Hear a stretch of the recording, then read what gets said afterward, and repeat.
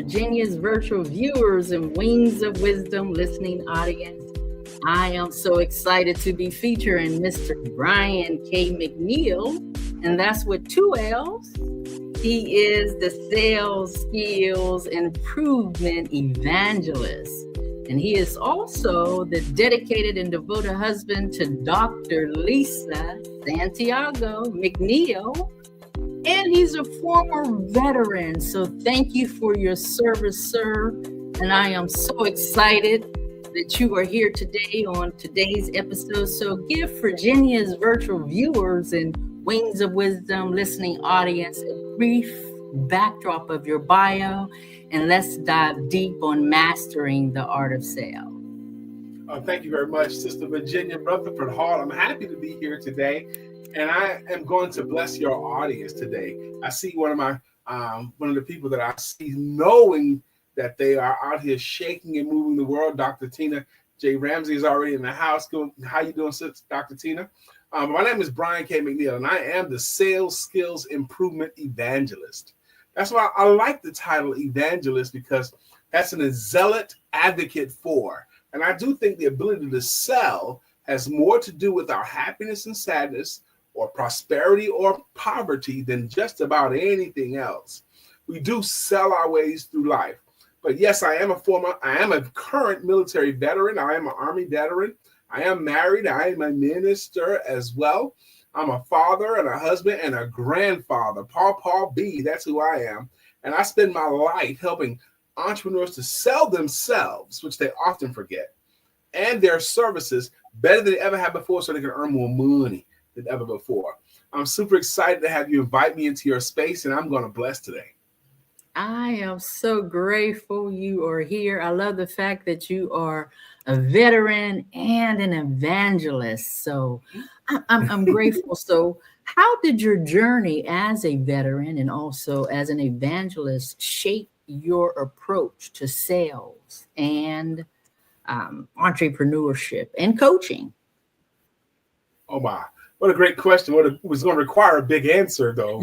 I went to the Army when I was 17 years old because my mother and I had a different idea about how the household should be run, and it was her house. So I had the choice to get out or confirm, and I got out and joined the Army. And when I was in the Army, I decided to jump out of planes for a living, too, while I was in the Army. And when I got out of the Army, and as I was going through life, I got married to a beautiful woman. And she showed up at the job one day and said, "Brian, we're pregnant." And she never had showed up at my job before. And I realized that my job as a front desk supervisor was not going to be enough to afford a wife and baby. So, and people have been telling me for a while, Sister Virginia, that you'd be good at sales, Brian. You'd be good at sales. And at that time, I didn't know what sales was. I was 23 years old. I didn't even know what sales was. So I looked in a newspaper. That's how long ago that was. And I looked in the help wanted section, and I found a sales category, and I saw an ad that says entry-level sales will train. And I said, that's me, because I don't know what it is. So I went there, I interviewed, they hired me. And Sister Virginia, it was a straight commissioned sales job. And some of you guys, as soon as I say the words, they're going to do just like she did and sit back. Straight commission means if you ain't got no sales, you ain't making no money. And the training consisted of hang in there, you'll figure it out. That was their training. And I was starving. I was dying. I was horrible at it for the first 10 months until I discovered my first book on selling. And it was called How to Master the Art of Selling. And on page 4 of that book, it talked about why you cannot fail in selling. And I needed someone to tell me that because I was dying. I was hurting. But page 4 talks about if you'll just do the basis of what you're supposed to do, you can't fail in sales. So I finished that book and I got another one and I got another one. And by my count, I've read more than 700 books, how to sell, manage salespeople, or self-improvement, as well as publishing 8 books of my own. So that was a journey for me to get here. Wow. So sales, that's your actual baby. And I actually had a sales coaching session with you, and I want to thank you for that coaching session. It was absolutely amazing. It was intense. but it was amazing. So tell me this. I love the fact that you're an evangelist. What spiritual or biblical principle have guided your path in both business and ministry? Well, I do believe in God, and I do believe in the tenets of the Bible, and the Bible is very pro-business. You know, it talks about the millionaires in the Bible. It talks about doing business until I return, but there's certain scriptures that mean more to me than others. Like, for example, Proverbs 11:26 says, the people will curse the ones that withhold the grain. They wish blessings upon the ones that will sell it. So, and our grain today are the answers we have, or our intellectual property, or our solutions. And the way I read that Bible verse is basically saying, if you got something that'll help the people, if you got something that the people would want, and you don't sell it in exchange for something of value, money, if you don't sell it, curse you. They're going to want curses on you. But if you will sell it, bless you, and the people will want blessings on you. If you have a solution, you're supposed to sell it. The Bible says, sell it, okay? Be willing to sell it. It doesn't say be willing to give it, okay? And there's also a parable that's written 3 times in the Bible. It's in Matthew, Mark, and Luke, the same parable, the parable of the talents. And if you give one servant 10 talents, one servant 5 talents, one servant 1 talent, I don't want to go through the whole thing right now, but basically that parable is basically saying, if you have a talent, you're supposed to use that talent to make money. And if you don't use that talent, if you hide the talent, there's penalties for that. You're going to be banished into the outer courts, but there's going to be weeping and gnashing of the teeth. You know, you lazy and wicked servant, I gave you this talent and you did nothing with it. You're supposed to. And one more, the sin of the desert that convicts my life every day. The sin of the desert. The sin of the desert is when you know where the water is, but you won't tell anyone else. You know where the solution is, but you're keeping it to yourself. You know how to help them, but you're not telling them about your abilities to help. You're committing the sin of the desert, and the sin of the desert is the height of selfishness. So if you're not selfish, if you can help the people with an answer you have, you're supposed to. Wow, that is powerful. That is powerful. My girl Ray J is in the house. I see her. Yes, and Dr. Tina J. Ramsey is making all of this possible for me on Roku TV, Fire TV, Apple TV. So I'm so grateful. And Wings of Wisdom show hit the number 3 spot last month. Congratulations. Yes, yes. So tell me this, your upcoming book. I know you got several out there. Selling financial services is different. I'm in the financial arena, so I got to get your book. I want an autographed copy, so let me know how I can pay for this to get that and get an autographed copy somehow. So you have to figure it out. If you go through my website, you can get an autographed copy. If you go through Amazon, they're just gonna send it to you direct. But if you go through me on my website, it'll come from my house, so I'll get your autographed copy. My upcoming book. You mentioned my upcoming book. It's really about a day or 2 away from being made public. That's how close it is. Cover everything done. My publisher has it. All of that stuff. Editing, everything is done. It's like a day or 2 before we press the button to make it public. But it's called Selling Financial Services is Different, because I see it as different.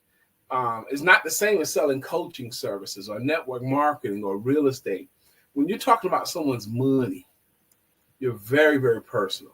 The industry, the financial services industry, it kind of forces people to conform to sell logically because it makes sense. If the clients will put this much money into this vehicle, they're going to get this kind of results. That makes sense. That's such a smart thing to do. The challenge is your clients don't buy that way. They buy what they want way faster than what they need. They buy for the sake of someone else way faster than for themselves. So you have to constantly tell people in the financial services industry that you have to sell with emotion versus logic.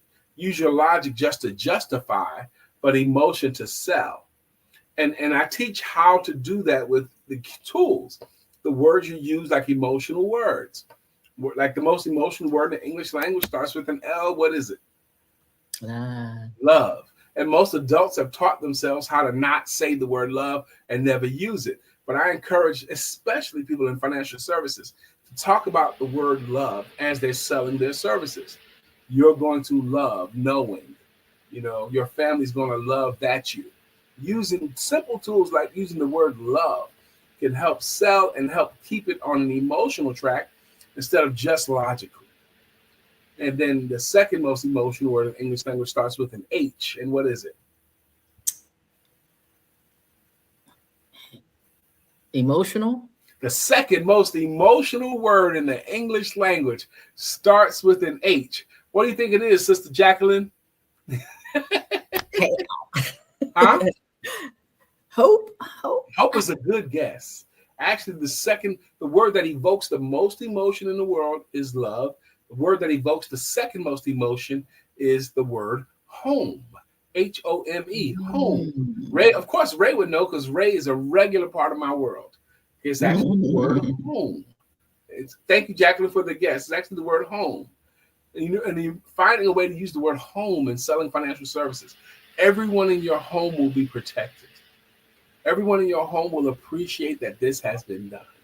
And a sentence that uses both the word love and home, you're going to love knowing that everyone in your home is protected. You're going to love knowing that everyone in your home has a financial future that's much more secure.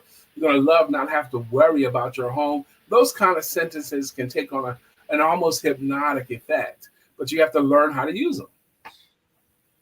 Yeah, that's powerful. So what is the number one mistake that professionals are making when they're trying to actually sell, like being pushy for some shit? The number one mistake entrepreneurs and salespeople are making today, and it is so pervasive, and it's so the number one mistake entrepreneurs are making today is they never ever even ask for business. They won't even ask for it. They want to be liked, and they don't want to risk being liked. So they never, ever ask for business. They'll do a good presentation and then hope. They do a good presentation or might say, what do you think? But they never formally ask for business. That's the number one mistake. Entrepreneurs today, they will do all kinds of stuff, but never ask for business. They'll hope they're hoping that the clients will say, hey, Sister Virginia, I know you're in financial services. I need your financial services. And will you give me a plan that I only have to pay $100 a month? They're hoping that will happen, but it doesn't happen like that. That's right. Sister Stephanie Rousseau, that's right. People who think they don't like selling, that's not true. They do like selling because they like getting the money they get in exchange for what they offer. They love that. They never received money in exchange for anything and thought, I don't like the fact that they paid me. But what the fear is, the potential for rejection. That's what their fear is, potential of rejection. And that can be overcome too. But the number one crime, the number one problem, the number one entrepreneurs are having, they never ask for the business. Entrepreneurs that do have some sales training and some courage, they will ask for the business, but they'll only ask once or twice and then never again. The average sale happens after the 5th attempt, but only the champions make those attempts. Only the champions will follow up the requisite number of times. You can't ask for it 5 times in one sitting, but only the champions will follow up in a disciplined way until the sale is made. That's what the crime is. The challenge is not asking for the business. And here's how I would want you to ask. Those of you who are tuned in here today, I'm going to bless you. What I'm about to tell you, do not be floored by the power of its simplicity. This thing I'm about to tell you right now is powerful and magical. If you'll just say these words, once you believe the client understands what you're offering, once you believe they understand how you're benefiting them, once you believe they have a full understanding of what they get for the money, I want you to say these words. Will you give us a try? Will you give my service a try? Will you give this program a try? Will you give us a try? It's such an amazing, non-threatening way to ask for the business. It doesn't hurt you. Ask them to give you and your services a try every time. Will you give us a try? When you only, Ray, I'm telling you, I understand where Ray's going. She spoke the word try. Only use the word try in this instance. Only use the word try after you believe they fully understand what they're getting and they know how much it costs. Ask them to give your services a try. Try is a tricky word, and I think that's might be where Ray's going with it. You don't say stuff like, when someone asks you what you do for a living, you don't say, I try to help people. That's a crime. No one's going to pay you for trying to help them. They'll pay you for helping them. But give our services a try once they understand what they're getting and how much it costs. That's when it's appropriate. Wow. So sing it, girl. Wow. Wow. Wings of wisdom. Wow. So I love it. So tell me this. What are your leadership skills from the military? Yeah. How does that incorporate with what like continue to influence your sales, your business owners? How do you influence that with your leadership skills? Now,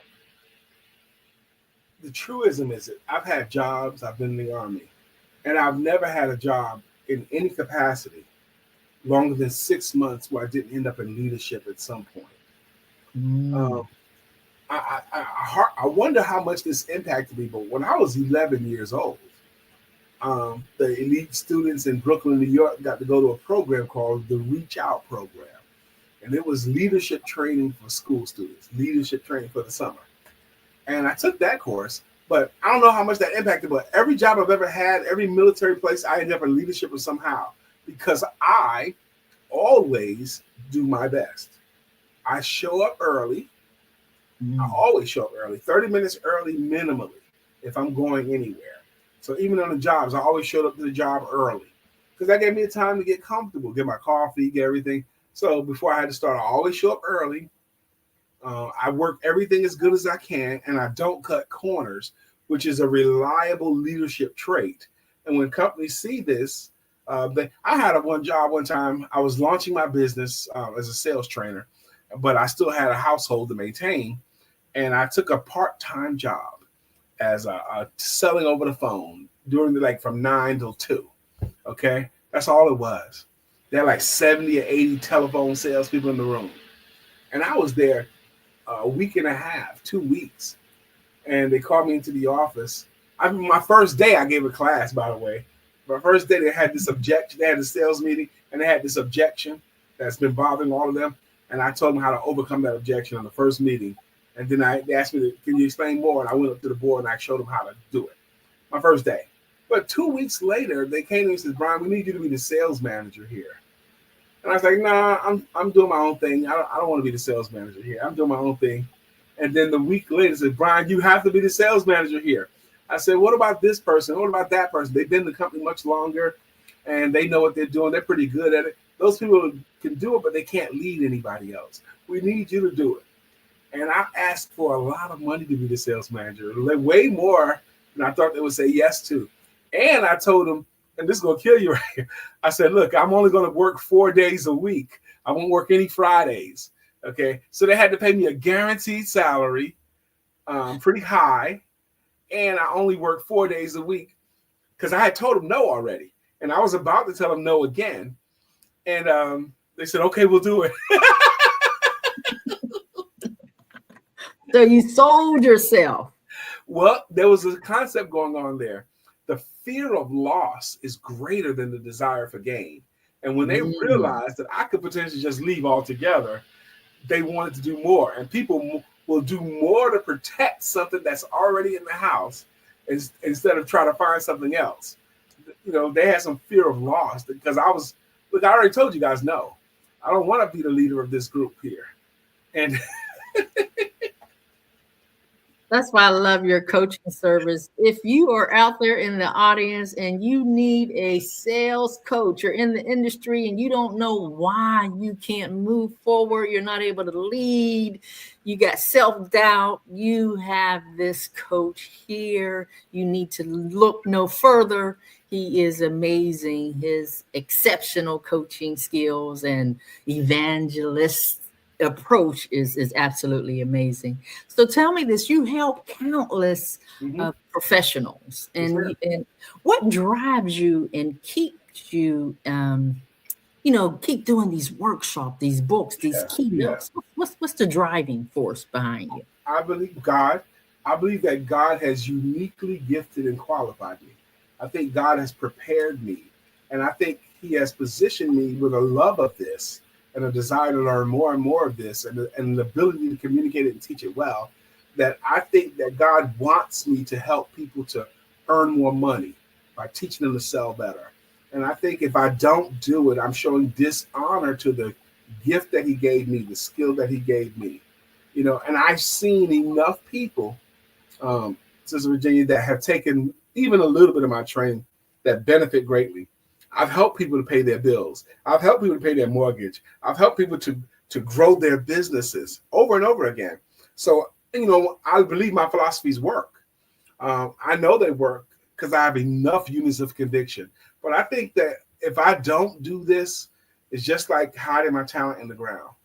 I want to tell you something happened just yesterday in my business.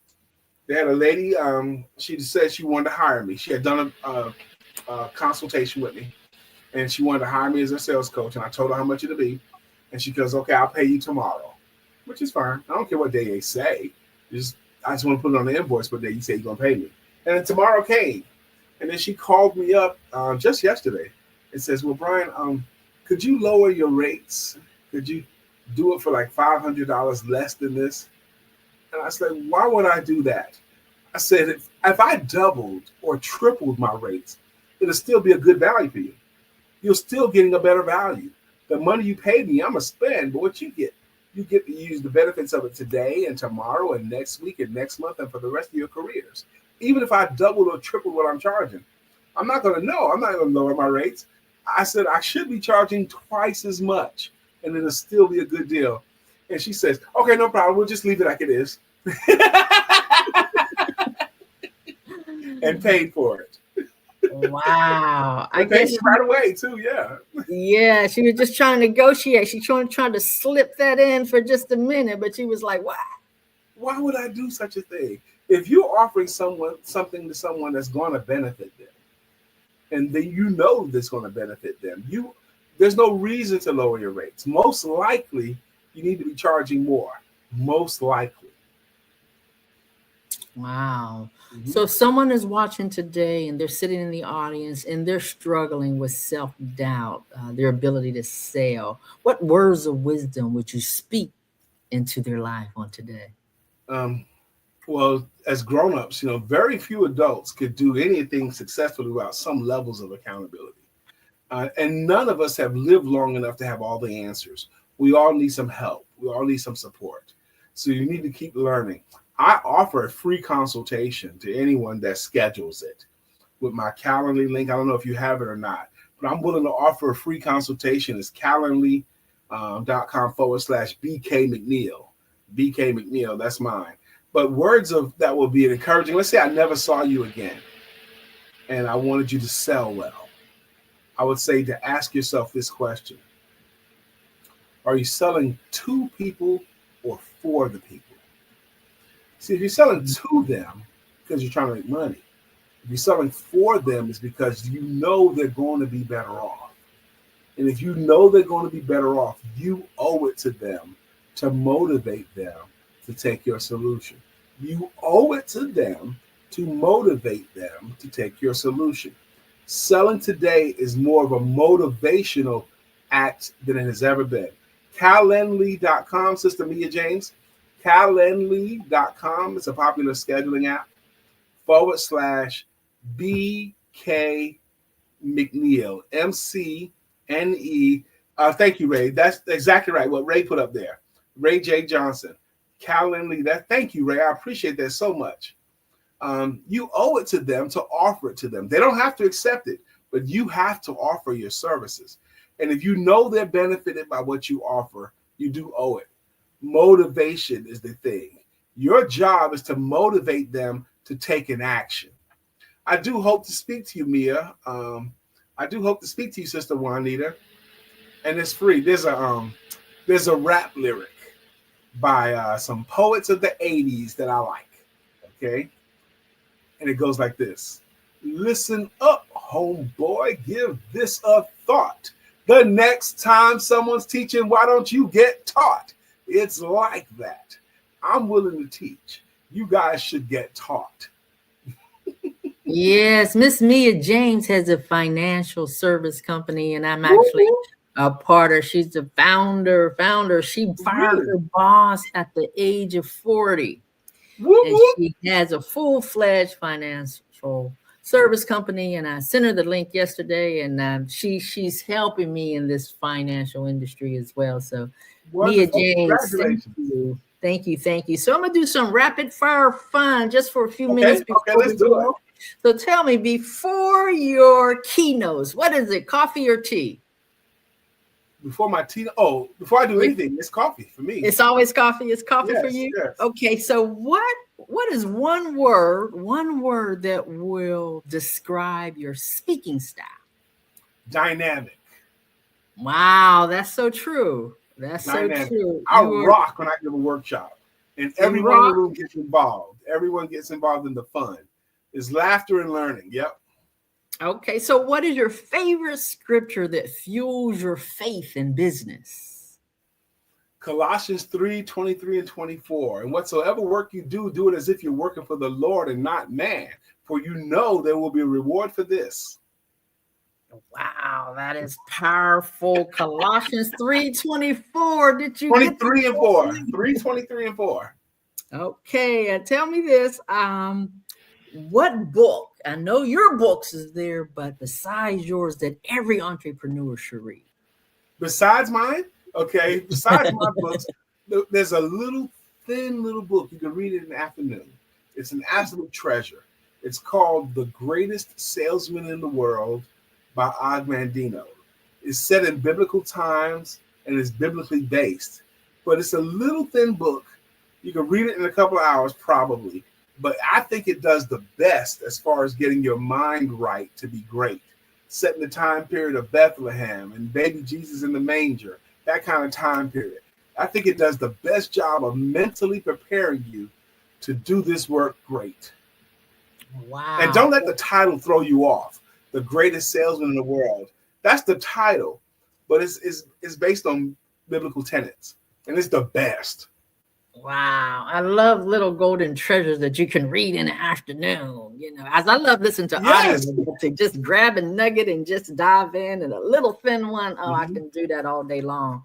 So in the last one, tell me this, what's the best advice that you received in or out of uniform that you can give to the audience? The best this is the best advice I ever got.